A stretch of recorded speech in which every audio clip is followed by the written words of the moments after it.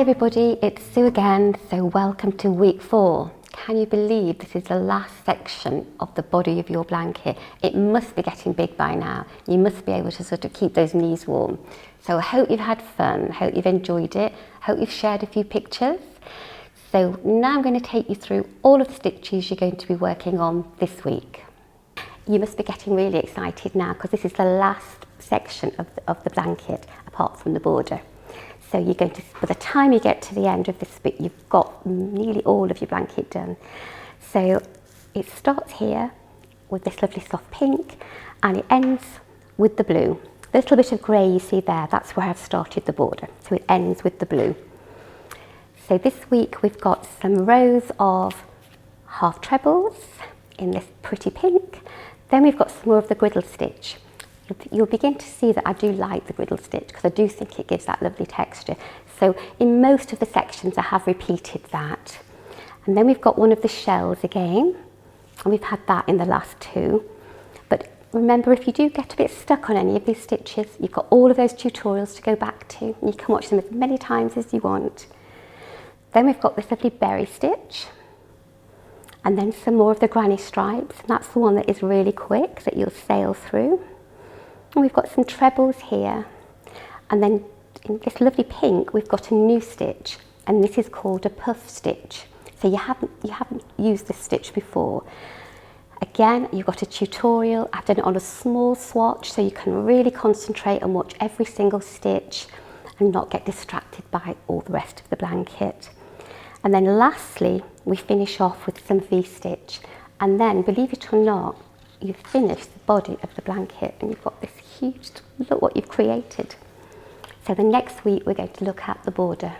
So you'll have seen that the new stitch this week is puff stitch, which is another bobbly type of stitch, but it's a much flatter stitch. So I hope you're going to enjoy it, and as always there's a quick tutorial for you to have a look at. So I'll see you in a few minutes. Right, so we've changed stitch again, and this is puff stitch. So we're going to start with 3 chain, and we're going to turn around and start our puff stitch row. Now it's a bit like a bobble, this stitch, but it's flatter, and it doesn't actually matter whether you work on the right or the wrong side. You can see it's pretty much the same on both sides. So into the first stitch I'm going to make a treble. So under those 2 loops, pull the yarn through, yarn round your hook through 2, and yarn round your hook through 2 again. And now we're going to work the puff stitch. So we start with a yarn round hook, and we go underneath those 2 loops, and we pull a loop through. So we've got 3 loops on the hook.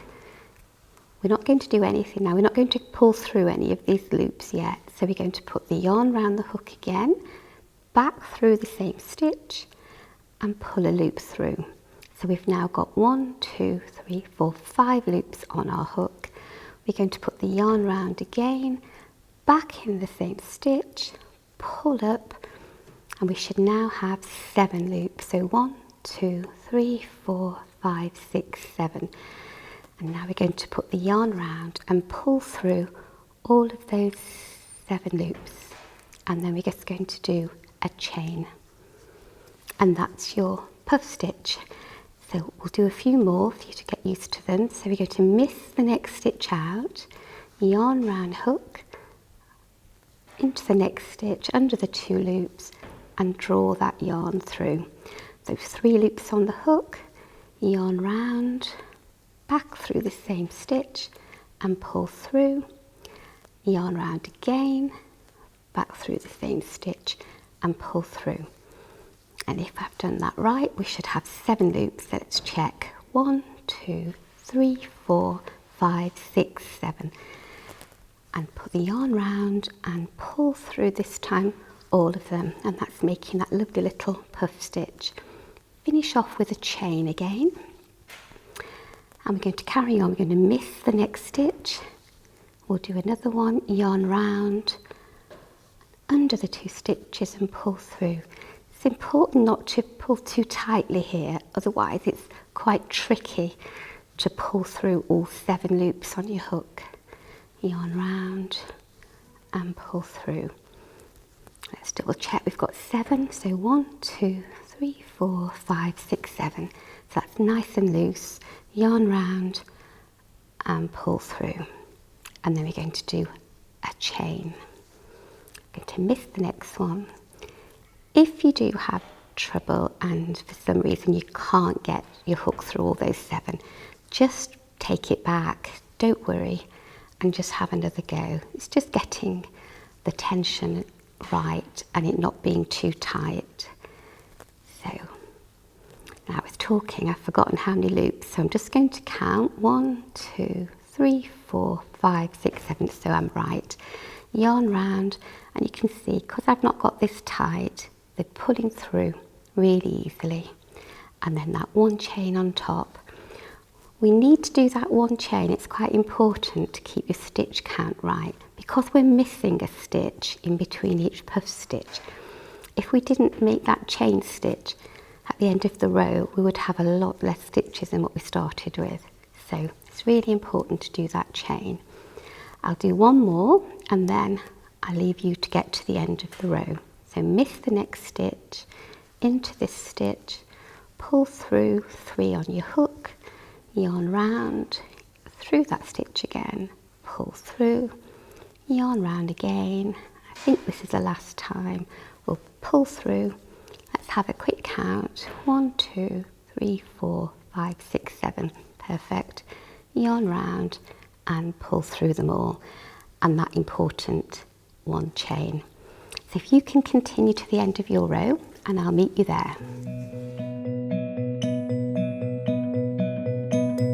Right, so I've got to my last stitch, so I hope you're in the same position, and I'm just going to do 1 treble into that last stitch.